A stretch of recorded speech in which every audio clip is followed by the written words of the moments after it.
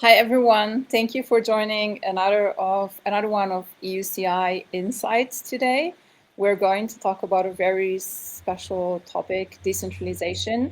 And today with us we do have Connor Spelliscy. Thank you for joining us from the Decentralization Research Center. Yeah, thanks, Marina. Thanks for having me. So we'll start right away with the questions, but just before, I'll do a very short introduction to what we're doing for anyone that is joining our series for the first time. We are from the European Crypto Initiative, which is a nonprofit association based in Brussels, and we do work on anything that is related to crypto and blockchain in the EU. This time, we're going to do a very interesting deep dive into the advocacy efforts specifically related to decentralization and other topics that are linked to the crypto and blockchain industry in the US.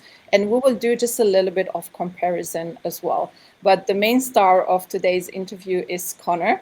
Connor, we really would like to know you more. We'd like to know what is your story? What is the story behind you joining crypto? How did you learn about it? It's really a question that we usually ask everyone that joins our interviews. And it's a very interesting way to start this discussion. Yeah, well, thank you. I'm honored to be the star.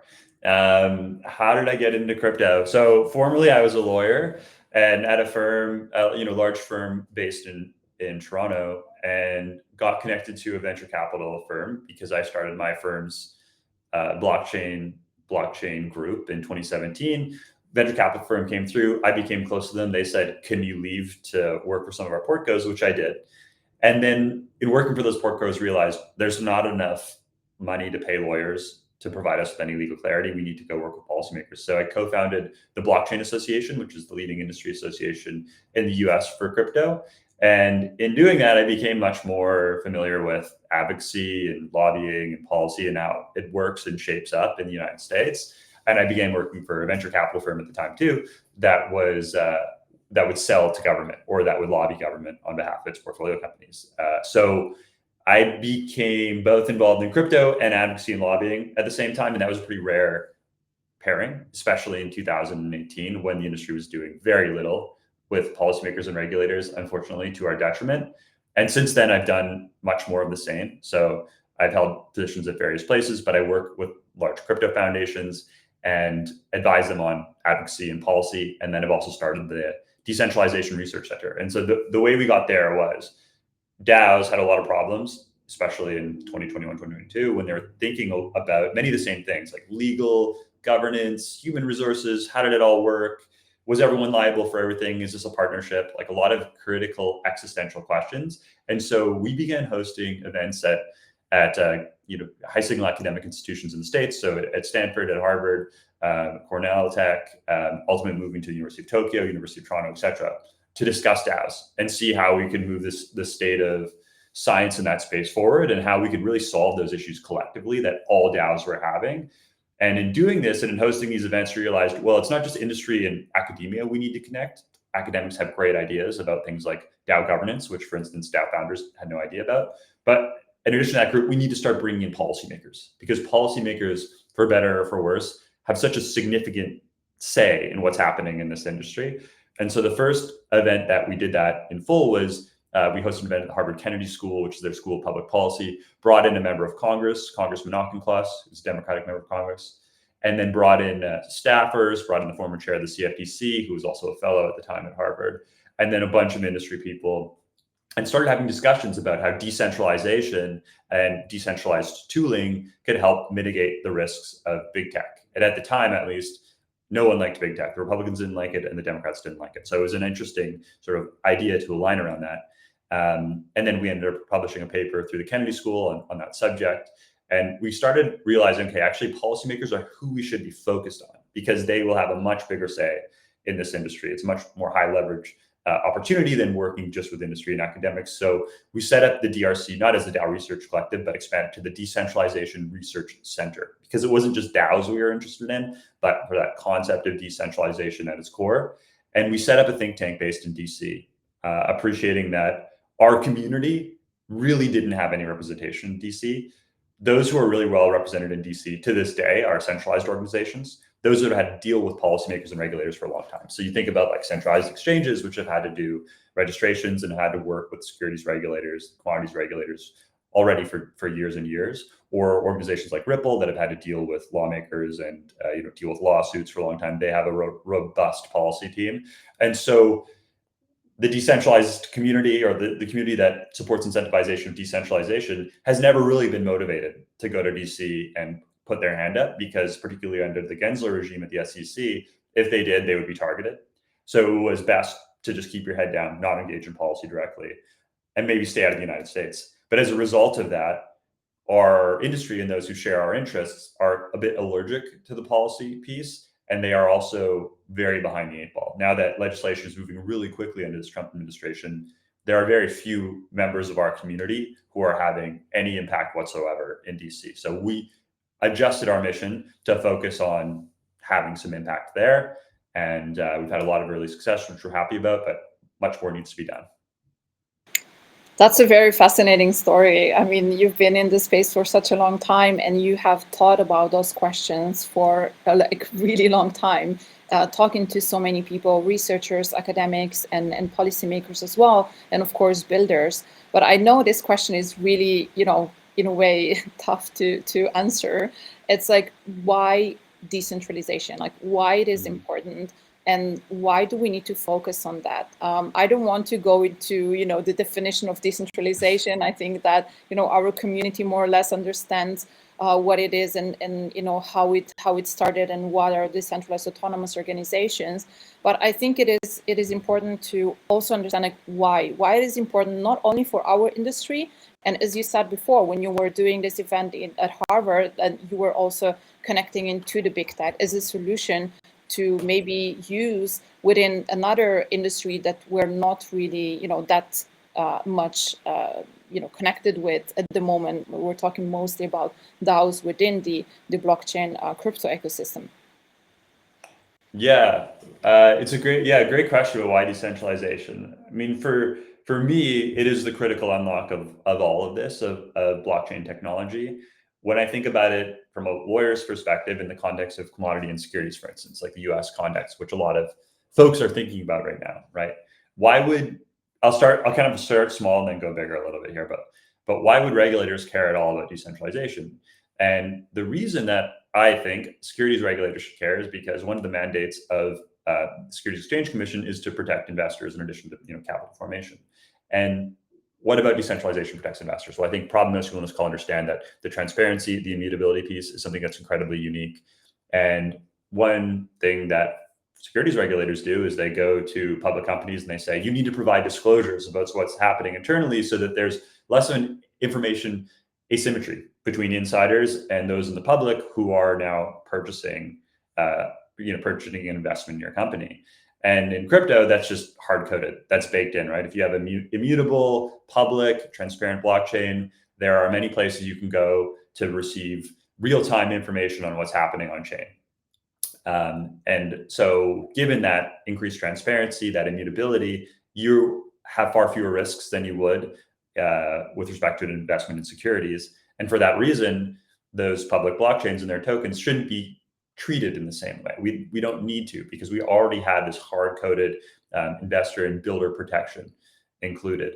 And so from the regulator perspective, it makes sense to when observing and making rules about decentralized public blockchain, to shape those rules around the new realities of what this technology is. We don't need the same kind of disclosures or rules that we had for traditional securities. There are some blockchains which are just centralized and controlled by a small number of people or one person. They are opaque, and there are insiders who can affect price materially. Because of that information asymmetry and power asymmetry, control asymmetry that would exist between those insiders and those who might purchase or use the blockchain or the tokens, you need to maintain really robust protections like you have traditionally in the securities markets. So from a US policy perspective, why decentralization is important at this moment, that's kind of part of the reason why. And then for us, we know that it is the key unlock in our space. If in 5 or 10 years, all of the major blockchains are just centralized Ripple equivalents, or in this sort of level of decentralization theater where the users assume that they have a level of control within the system, that transactions are immutable, that the blockchain is permissionless and they can participate in any way they so choose. But in fact, none of that is true. And this doesn't look really different from legacy tech at all, except that people are confused and there are less rules about it. Then we've really lost. The unlock is that immutability piece, right? That transparency piece. And to get there, though, we need to incentivize that in policy. Because if we don't incentivize that in policy, we are going to see everyone just move towards centralization. There needs to be an incentive, in part, for this market to move to decentralization, because unfortunately, it's not, for the most part, an understanding of users and investors. Everyone on this call understands why decentralization is valuable and has some sense of what it is. But the average person putting money into this ecosystem or deciding to spend their time building even on this ecosystem doesn't understand the implications of that. So from our perspective, incentivizing in policy is absolutely critical from both the investor protection side, but also honestly from a reputational side, because this industry has been so blown away when there's a centralized fraud that looks like something that's been decentralized. So FTX, right? Terra to a lesser extent, but when these things implode and they set our industry back years and really crush the industry's reputation for years, everyone is blamed. Bitcoin is blamed, Ethereum is blamed, Solana is blamed, across the board. And so we can't just have that breadth of impact every time a centralized scheme goes down. And if we have legislation that blesses centralized schemes and makes them equivalent to decentralized public infrastructure, we're putting ourselves in a very precarious spot, and we're doing a disservice to this technology. That's a very good answer. I mean, it is, I think, to some point specific to the US, some of the argumentations that you have designed, but I think it's also very global. I think like all the jurisdictions are thinking about that when they're thinking about their crypto assets regulation, and of course, decentralized autonomous organizations. What are the hurdles that maybe DAOs are facing today? We do know that there's a new administration in the US, and maybe things are much clearer right now, and things are really like turn into a different direction. But still, as you mentioned before, like working towards a decentralized project or being a decentralized project is not very easy. Like you need to really have like reasoning why this is important. And then of course there's like a bunch of hurdles that can come your way. Absolutely. I mean, and one caveat maybe I'll mention there is I think that more and more people are beginning to understand the value, and particularly on the institutional level. Broadly, institutions didn't understand Bitcoin or Ethereum or other products in the space for a long time. But now that the Trump administration is blessing this, and it's easier for financial institutions to become involved, and they're not going to be dinged by securities regulators like they have been, banking regulators like they have been under the previous administration. Many are becoming more active, and they are beginning to understand what the value of, for instance, Ethereum is, as opposed to other blockchains. And so we are seeing a shift in the market because of their increased understanding. But with respect to what we're seeing, so I'm missing the last part of the question. No, I think this is a really actually good point, because it could be seen from a regulatory point of view as the regulators look into that, or institutions. Like first is like we need to first explain what it is, and then help them with like all this information, of course, sharing about like what DAOs are. But my question was related to, if you are a decentralized project, like what are the hurdles that you're going through, besides all the operational like problems or technical whatever. They have you or other associations that are also helping shaping the discussion towards regulators and sharing this information with regulators. And it's also related to the next question a little bit, which is, how can we help regulators understanding better this industry? So I'll start with the hurdles that decentralized organizations, speak a little bit to DAOs. I mean, one big open question that we had in the States, but I think in other jurisdictions too, or I know in other jurisdictions, is what are DAOs, right? What is the legal entity? that's relevant there. Are, for instance, all members of the DAO going to be jointly and severally liable for liabilities of the DAO, as though it's a partnership? And so a partnership is an unincorporated organization, and in some jurisdictions, you're deemed to be in a partnership if you take certain actions or operate with a partner in a particular way, and you can have uncapped liability, a personal liability for your participation in that partnership. And last year, with the last administration, we saw the CFTC go after EUCI DAO, and the facts were pretty specific, and they were obviously targeting a DAO that they could come after and hit pretty hard and set a bad precedent. And it was a really bad faith move that resulted in a precedent which is hopefully no longer going to be relevant. But they were essentially trying to establish that DAOs are partnerships, and people who participate in the DAOs, even in really small ways, like choosing a color of a web page, for instance, are partners of the DAO, which is a ridiculous concept. So to mitigate risk to DAO participants in future, we started thinking, and a lot of others started thinking about, okay, what kind of structures might work for DAOs, right? And existing structures didn't work well, at least in the States, but I think more broadly, they didn't fit a DAO, which is unsurprising considering how novel a form of organization it is. People started thinking a lot about cooperatives, which are, an organization, a type of organization with hundreds of years of background and history in Europe and the States and Canada and globally, and have really interesting histories of people working together, coming together, jointly owning something, being paid based on their contributions. And so based on that model, based on other nonprofit models, a bunch of different folks started thinking about, okay, what can we do? Well, like Koala, I think, was a big one in Europe.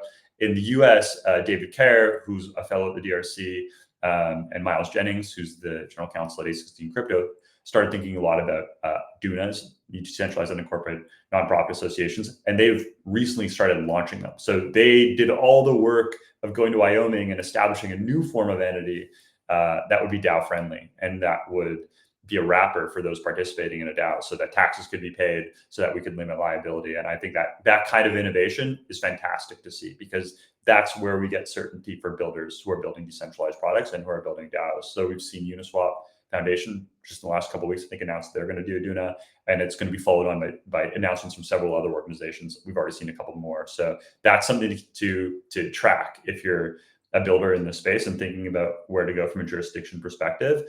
Decentralization more broadly and DAOs more broadly, I think honestly a huge risk to this that people don't understand is what's happening in Congress right now. So little history and what's the key things that are happening in US Congress around this decentralization piece we all care about so much is the market structure regulation.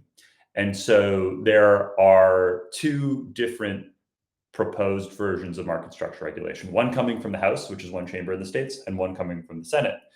In the House, there's a product called the Clarity Act, which I imagine a lot of people on this call have heard about before, which deals with centralized exchange regulation, but also materially for us, it deals with distinguishing between tokens that are securities and those that are commodities.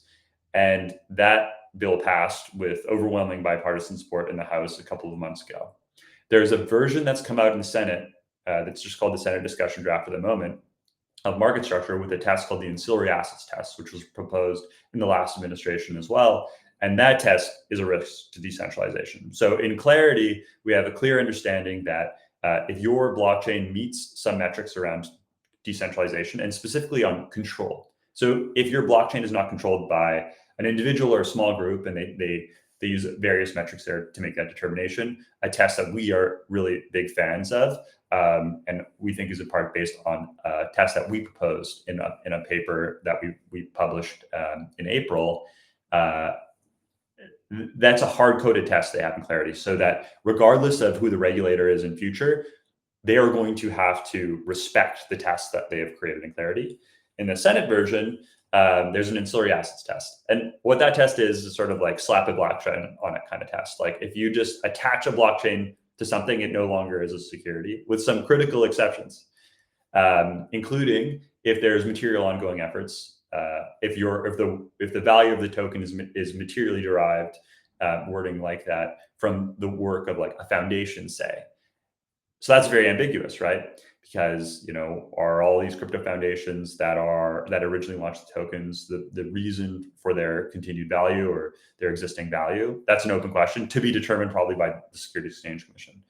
It also leaves a space for the Securities Exchange Commission to determine what common control is. And if it's deemed that a blockchain is under common control, then it could be deemed a security. And so any governance tokens should be worried about this, because there's no protections for governance tokens in that Senate version where there are in Clarity. So I just bring this up all to say that there is some legislation moving actively right now that is very dangerous for this community, and this community doesn't understand that, and that is the ancillary assets or the Senate discussion draft of the market structure bill. Whereas in the House, the version that has already passed, the Clarity Act really does protect decentralization, and it protects decentralized governance. So that's, in thinking about some of the biggest risks and opportunity for our industry, particularly in the States, those are the two that I would focus on. Okay, that's very, very important. We are facing very similar difficulties whenever something is happening. It's really hard to communicate to, everyone involved in the community, builders, just followers, everyone that is listening, so they are aware of what's happening. And thank you so much for sharing that. That's very, very important and valuable for all of us. And of course, thank you for doing the work of following and doing advocacy in this regard.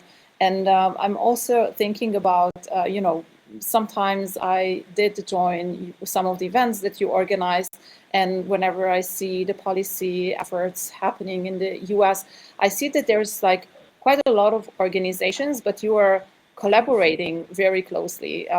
You have organized an event this year in DC, and there's been many others that have presented as well.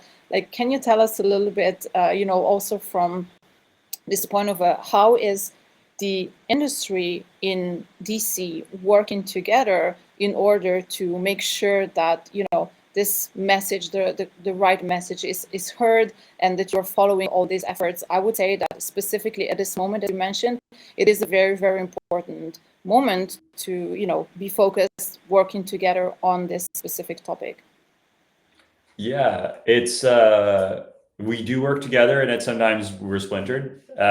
So I like talking about kind of the key players in the space. You have industry associations like Blockchain Association, CCI, Crypto Council for Innovation. You have the Digital Chamber of Commerce, and then a couple others, and the Chamber of Progress. And so they have members, and those members vote on a board, and the board elects the executive director, and then that's sort of the vibe of those organizations, and they do a lot of great work. We're members both of Blockchain Association and CCI. Sometimes they're a little bit hampered by the fact that they do have a breadth of membership. So putting up policy positions that members agree with is a challenging thing to do in an industry association.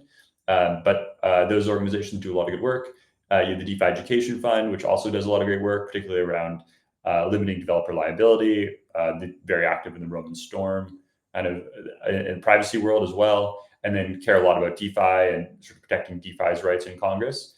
You have Coin Center, which is also doing a lot on the privacy side, on the Roman Storm side. They worked a lot on a bill called I think it's Keep Your Coins or Protect Your Coins, but it was a piece of legislation that ultimately ended up getting tacked onto Clarity that provided protection around self-hosted wallets. And so you have a lot of different organizations that have their own sort of niche interests. Obviously, this space is so nebulous and large, and we are now creating legislation that will have an impact on many of the things that we understand today, and a lot of things that are going to exist in the future, which we cannot contemplate today. So what we do in this legislation is so critically important. People don't understand how rarely legislation gets passed in the United States that is as robust as this, right? Almost never. Like when you think about what are major pieces of tech legislation that have come out of the States in the last 25 years or ever, right? There are not many, if any, that regulate big tech platforms. And so the expectation is that once this is done, it's done. And they won't turn their attention to it on an ongoing basis every couple of years. We've been talking about legislation in our industry for 10 years, but this won't be an area of particular interest to Congress forever. It's just got its moment right now, and it needs momentum to be passed and to have the interests of Democrats and Republicans and getting them on the same side. So now is a particularly important moment for this. As you say, there are a lot of organizations that we collaborate with. We're friendly with all of them. We have different interests sometimes. our approach to this whole thing is we just bring together a coalition of folks who care about a particular topic. It makes it easier for us to go ahead and say, for instance, we published a letter and sent it to the House and Senate leadership in support of the Clarity Act's decentralization test. And so we were able to get 50 plus other organizations to sign on to that in this space. And the reason we were able to get so many is because we had a very narrow focus. Because we knew all these organizations shared a particular value, but also had differences. We knew that they cared a lot about decentralization. And so our letter emphasized the importance of decentralization, the reason for its importance in our community, and then specifically said, we endorse a test like that included in the Clarity Act. We wanted to throw our weight and that of these 50 plus other organizations in the industry behind that test. And that is by far the biggest group of organizations that have ever supported a test for decentralization. We're really proud and happy that that went as well as it did. And we want to keep pushing that and keep adding more folks to that coalition who care about that same idea. And so from our perspective, it's easier for us because we don't need to kind of start with, here's the industry association, because that's a little challenging because, think about the differences between centralized exchanges, decentralized exchanges, layer one foundations, labs teams, DeFi builders, etc. Like they have some shared interests, but there's a lot of difference. We just go to the shared interest and build from there. Wow, that is a very efficient strategy. And I mentioned the event that you organized this year in DC, and we had also Husser peers there. You were discussing and talking about this decentralization test that you also mentioned. You published an article about in April. I would really urge all the listeners to go and read it. Even if you're not from the US, I think it's very, very useful for us in Europe as well. And maybe I would want to go into this part as well. Can you tell us a little bit more about, the whole test, what it is, more or less, and again, as you mentioned, it was you really brought almost the whole industry behind it, supporting it, and we really hope it's going to be also part in this bill in the future. But tell us a little bit more about the test, and I'm sure you spend a lot of time thinking about it and all of the specific elements of it.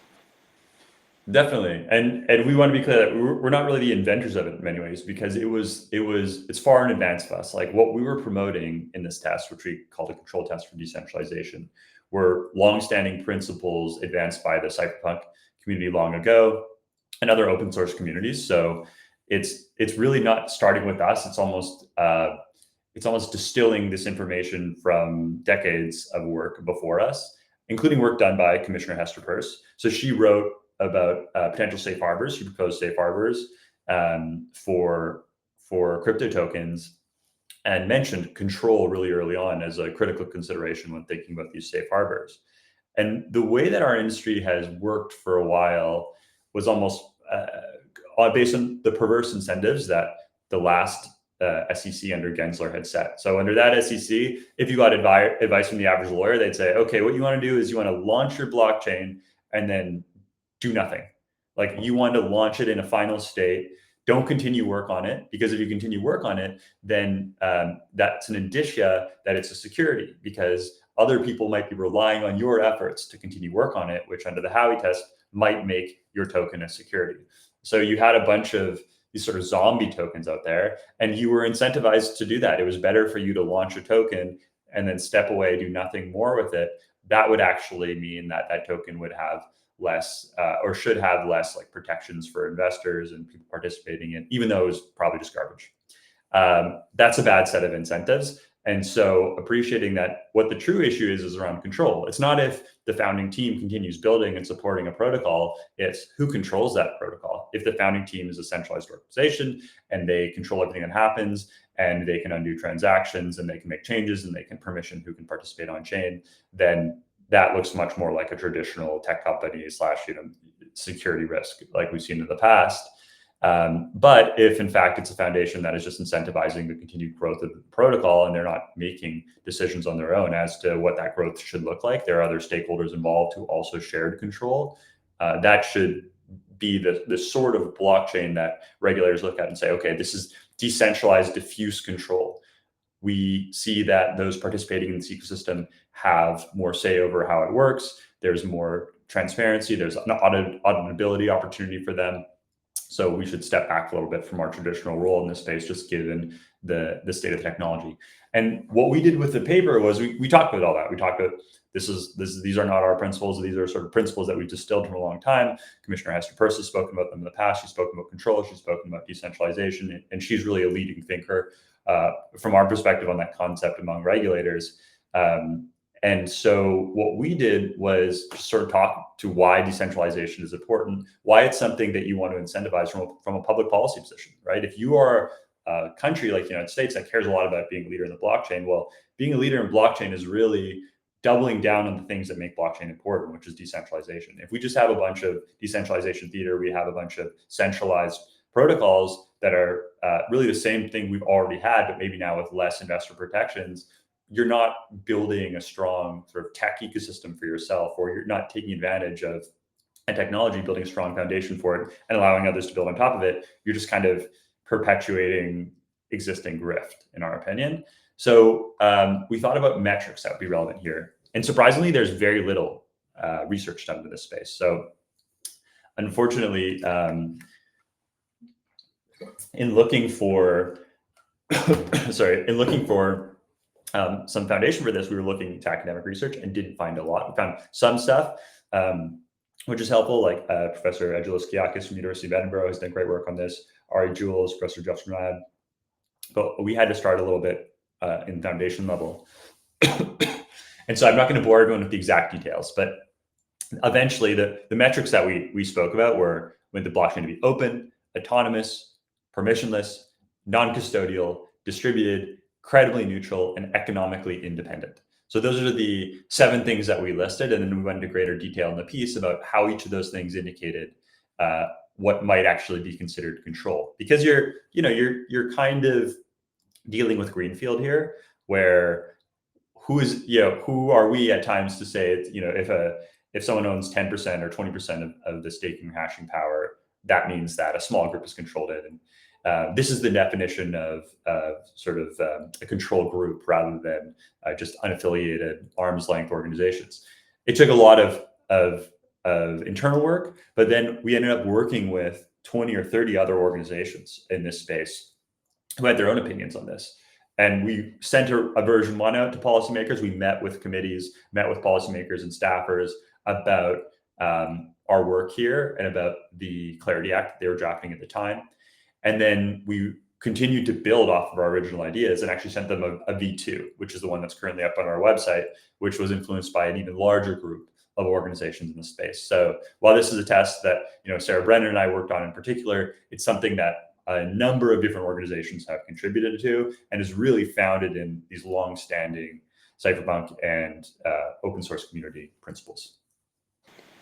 So you put together all this people that had different ideas, positions on decentralization. You unified those in one test, but also with the kind of, as you said, like cyberpunk history that was like there already before. And speaking about that, it is very interesting to me as well. And I know that we have been discussing that with some other participants of the conference about the open source technology, how important that is to decentralization or to the test. Is it one of the cornerstone elements of the test, or is it something that adds to this decentralization ethos of how applications and other in a way decentralized autonomous applications are built? Well, yeah, it's a good question. And there's a lot of varying opinions on this. And so this is open source. Blockchain is also a requirement of the Clarity Act. So some of, not all of our principles were taken and put in the Clarity Act 1 for 1. Certainly the drafters of the Clarity Act had their own vision. But some related provisions are certainly included, whether they took them from us or they had them before. Their wording, I can't remember exactly their wording. It's sort of similar to our wording, where effectively source code is open source and publicly available. And of course, you have a variety of different open source licensing, right? And So there was a variety of opinion on how we should approach this issue and the extent to which licensing is involved and what kind of licensing and what kind of open sourcing. And this will be ultimately, I think, a question for regulators. It's an important part of our test, and it's an important part of the test in the Clarity Act. I'm not sure that it's in the Senate version. Maybe that makes sense given the nature of that. That bill really doesn't support decentralization. So it's not an important indicia there, but it's certainly been, when we think about like the most long-standing piece of, or one of the most long-standing considerations around protection of this industry, we think, okay, is the source code auditable? Can the average individual make decisions based on the source code? Absolutely not. Like the average individual is not going to review the source code, but if you're someone who's participating in a blockchain, you have others who've audited that code and will provide information in a variety of different ways. You'll build an industry around reporting on source code, open source code available in these blockchains. And so it's not the average individual who just has to take a look. But if that is something that is not publicly available, then you don't necessarily know if there are hard-coded privileges in there, sending a percentage of all fees to some individual stakeholder. And that would be offside of the rules in Clarity. You can't have those hard-coded privileges for particular actors, but you might not be able to know that unless the code was open source. So that's why it's such a critical part of this. I think it totally makes sense. And I would like to stress again the importance of the moment of like what we're doing right now, and even, specifically you right now in DC with all the policy and advocacy work, because it happened very similarly, and it's still happening in the EU. At the beginning, in the first draft of MiCA, the Markets in Crypto Asset Circulation, there was nothing on decentralization. We didn't talk about those, in a way, entities. It was really aimed at regulating stablecoins and then crypto asset service providers and maybe token issuers. We have, as you know, we have discussed that in this community a lot, this part that describes, in a way, decentralized applications that, of course, those are excluded from MiCA. So if they're fully decentralized without any intermediaries, they are excluded from the MiCA, and it's outside of the scope. But we're still in this process where we don't really understand what this is. There's no tests in Europe. We have not seen any type of, recommendations, standards, regulatory technical standards or guidance, or any type of reaction from the national competent authorities on those, or even ESMA in details, of course. We have seen some papers, specifically the one coming from the Danish Financial Authority, on what decentralization is, and they have done, I think, a lot of research around that, but nothing really formally as a guidance or law, which I think in a way it could be good, but I think mostly is really just bringing a lot of uncertainty at the moment. We really don't know, having so many national competent authorities, what would the task for decentralization be. And I think that we will learn over time, mostly from the reactions of national competent authorities, when they specifically talk to projects, on where they talk to anyone that is approaching them with that question. But unfortunately, this is not public. A lot of, I think, projects, maybe lawyers, anyone that is involved with the NCAs might be talking about these things. Maybe we did not get, or they did not get, a very concrete answer. But in a way, the problem is that it's not going to be public. There's no test that is public. And in a way, this leaving it later for interpretation, again, could be a good thing. But I think mostly because we have so many national competent authorities working on that, would lead to maybe more uncertainty rather than, having clarity, and maybe slight different interpretation from one NCA to the other. So for us, it is still a very big open questions. We'll see how it will evolve in the future. And I think we can learn a lot from all the work you have done and everything that you have done through the whole years. And we really hope that this test, as you have designed it with so many other participants, will be part of the future bill that is going to be finalized as well. And it's going to be, as you said, is going to be there no matter what the administration will be, no matter the political changes. It's going to be something that is going to be just there as a standard.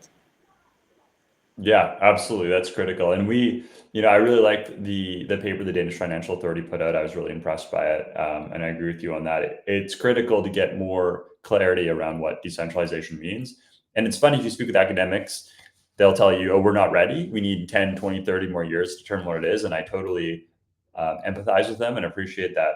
It's still to be determined how these sorts of protocols should be determined decentralized or not for various reasons. It's so context specific, but the way that policy works, if something is moving, like the Clarity Act is moving or the market structure bills are moving in the States, now is your time. Now is your chance to have that interpretation. So I could honestly, with the delay, I could see the EU being in a better position to almost react to see how effective has the American version of this been.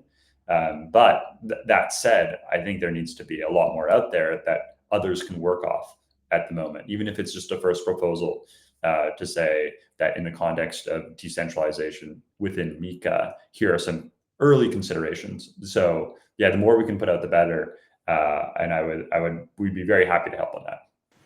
Yeah, that's great. I mean, I think it's a really important timing. And I would say that in Europe, we're almost in a post-crypto regulatory era, which means that our laws have been finalized. We just need, details now on how they're going to be interpreted. Of course, MiCA is still applicable, and it's now being followed. There's been a lot of licenses issued, but it's going to be something that is going to take a lot of time. I think the last grandfathering period is going to be at the end of June 2026. So until then, there's still companies that are not licensed. There are still like open questions that might not be answered. But I think until then, we have another year. We'll have much more clarity around that. So saying that, we're concluding slowly with this interview. Thank you so much for your time, Connor. I wanted to ask the last question, and it's really the one that is how and what are you excited about in the future? Again, stressing the importance of this timing, because influencing the laws that are finalized today will influence the next at least 10 years or even more. So it's important that we're doing a very, very good job right now. But what would you hope for, I don't know, in the next years or the next 5 years? Yeah, what I hope for is an opportunity to see what this industry can really become, because we've just been pretty niche for the last 10 years in many respects, in part because it's been so hard to engage with institutions and legacy world, that getting some validation and clarity from administration in the United States and from policymakers there will be huge in helping us unlock blockchain and really get a sense of what some killer applications are in blockchain. And to the extent some of what we thought was true is not true, and there's a lot of vaporware involved, I think that's an important learning. But now is our opportunity to actually build things, the kinds of things that we've envisioned for a long time, without fear of that backlash. Once we have these policies and regulations in place, the first thing we need to do is make sure that they're the right policies and regulations, right? That's what we are working hard on. But once that's done, I'm excited to see what this community is actually able to build. That's a brilliant thought for the end. Thank you so much for your time, and thank you for all the listeners. We're going to share this recording on our social media. It's going to be recorded on our YouTube. So even if you missed it, you're going to be able to see it. Good luck with all your efforts, and we're very happy to maybe reach out to you in a few months or maybe a year to see how the whole discussion went in the in the US, and then of course compare it to what's happening in the EU. Sounds great. Thanks, Marina. Thanks, Thank you. everyone. Bye.